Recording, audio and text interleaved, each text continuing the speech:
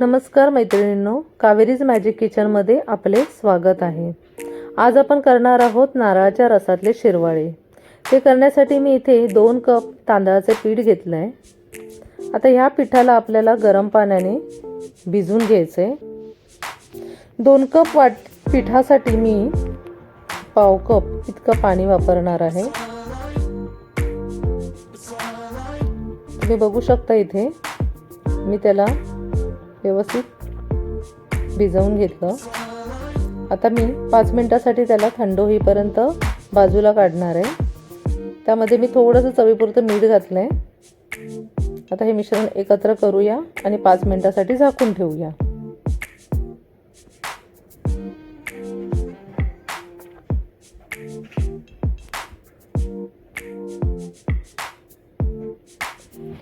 आता हे मिश्रण थंड झाल्यावरती त्याला आपण व्यवस्थित मळून घेऊया। छानपैकी लुसलुशीत असं आपण ते मळून एकजीव करून घेऊया।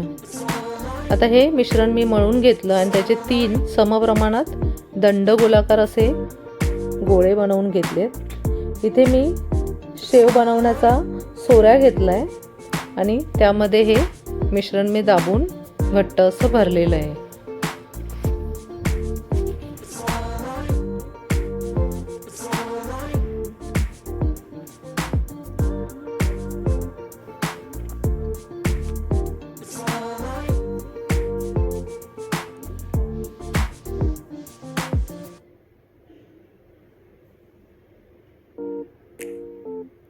शिरवाळे बनवण्यासाठी मी इथे इडली पात्राचा वापर करत आहे। इडली पात्राला मी ग्रीसिंग करून घेतलंय आणि आपल्याला ह्याला वाफ द्यायची म्हणून मी इथे इडली पात्राचा वापर केले। तुम्ही प्लेटवरती सुद्धा करू शकता। प्लेटला थोडंसं ग्रीसिंग करून घ्यायचं आणि त्यामध्ये शेवया पाडायच्या। अशा प्रकारे मी सगळ्या शेवया पाडून घेतलेल्या आहेत।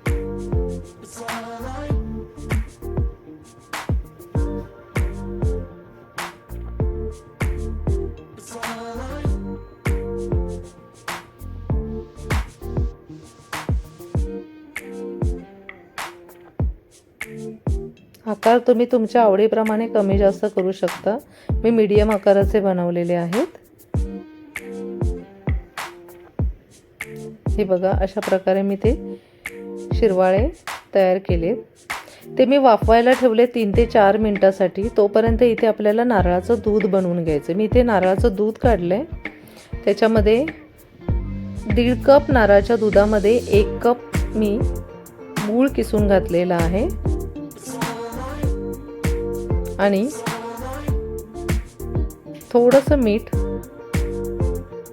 आणि चवीपुरती वेलची असं हे सगळं मिश्रण आपण आता तो गूळ विरघळेपर्यंत फिरवून घ्यायचंय। आता इथे बघा 3 ते 4 मिनिटातच आपले शिरवाळे व्यवस्थित वाफून बाहेर आलेले काढले गेलेत।